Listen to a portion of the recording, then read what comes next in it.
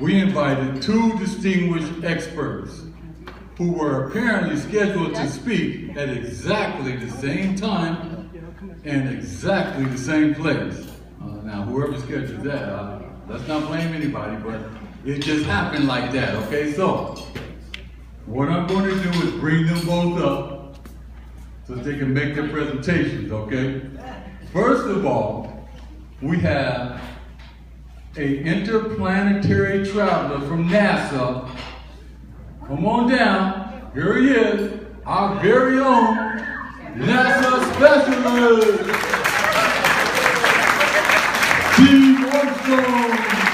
I hope they rehearsed Next this. up, we have from the Culinary School of Fine Cooking.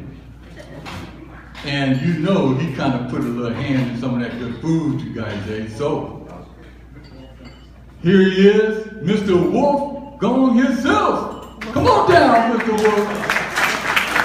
Yeah. Oh boy.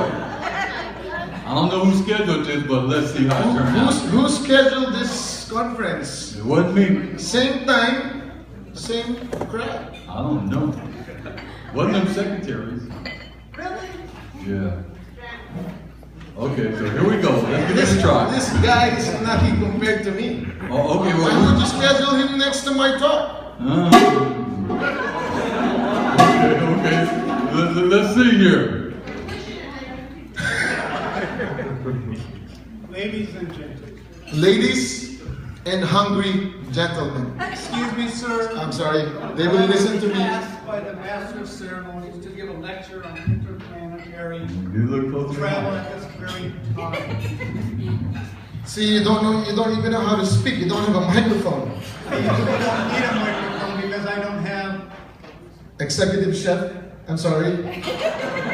Astronauts. a name for you. Astronauts. Not in my book.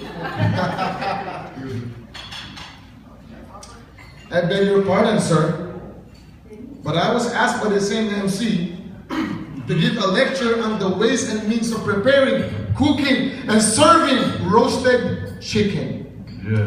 And I don't think I have the time to wait for you to finish your boring lecture. The same goes for me too, so I think we better agree on compromise. Suppose if we give our lectures at the same time. You give part of yours, I'll give part of mine, and so on until we finish. Well, stop yakking there. Why don't we start? Okay, you're wasting my time. So after you. Very well, ladies and gentlemen. Man has conquered the air above him and now is venturing further into space. He has launched manned rockets and space shuttles and is now on his way to Mars. In the light of these achievements, the big question upon most of our eyes is, yes, ladies and gentlemen, the big question is, how shall we cook chicken? We share the audience. How shall we cook chicken? Shall we make him fried and crispy, roasted and meaty, or boiled and tasty? That is a question asked by many housewives nowadays. There are even problems pertinent to preparing and cooking chicken. First of all, it is man certain that his present-day space stations and shuttles are capable of surviving the hazards of space. Let us take this booster rocket, for example. Rockets require the most volatile of fuels. Among these are salt, pepper, paprika, and rosemary leaves. They must always be in stock if the wife is to be successful in her cooking. For exotic flavors, herbs, and spices, she must also have liquid oxygen, hydrogen peroxide, nitric acid, nitro. These fuels generate the greatest amount of combustible power suited for rocket propulsion. Next is manpower. To undertake a venture such as this, all fields of technology must be exploited. We shall need engineers. We shall need scientists. We shall need pilots. We shall need chicken. No chicken, no cooking. So first, we get ourselves a real fat one, and then let us imagine ourselves in a ship about to take off. Our bodies are tightly strapped on our acceleration couches. There's a great jitters and anxiety. The blast-off signal officer drones off the last few seconds of the countdown. 5, 4, 3, 2, 1, fire. At the count of fire, we slice the neck of the chicken with a sharp knife. That is the usual way of butchering a chicken.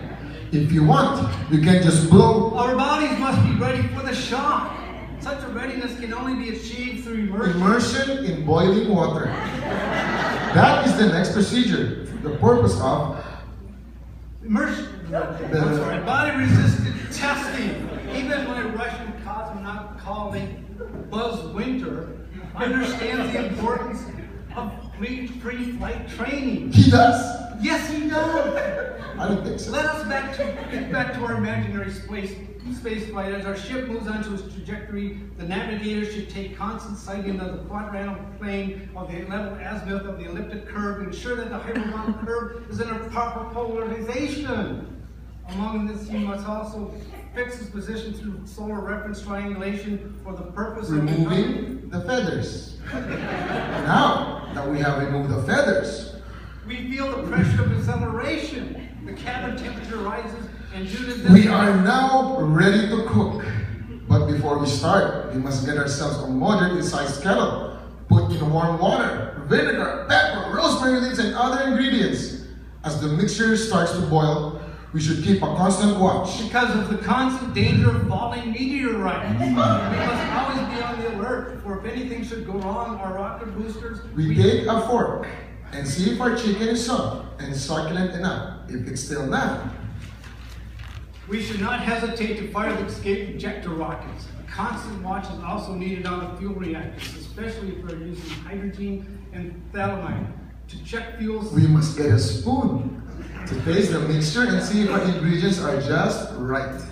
If after tasting we still find it unsatisfactory, we check the combustion ratio between the compression chambers and the gyroscopic controls of the stabilizer rockets and see if they are equal. If they are not, then we add more pepper, salt, garlic, rosemary as we deem necessary. After we have done all these, we can stabilize the planet trajectory, relying on transit sightings to the digital computers, which transfer data to the computerized controls of the Silicon Valley powered guidance systems. This is finally assessed and analyzed for transmission to the ground using super high frequency radio signals. When we have done all this, our chicken will almost be cooked by now. We can smell the delicious aroma dancing around our nostrils. In a little while, we start to re-enter the Earth's atmosphere. This is the trickiest part of the operation. We shall now test our concoction. We hear the horrid screams of our tourist passengers as G-forces tear them apart. Blood from the noses trickles down to our mouth. Simply delicious. The speed slackens and our spacecraft prepares for landing. After our touchdown, we say to ourselves, yes, yes, yes, we have finally conquered space. And our chicken is done. Thank you. Thank you, ladies. All right, yes, thank you. Thank you both. Well, what do you think? I think that was a great presentation. We got our chicken done. Buzz Winter.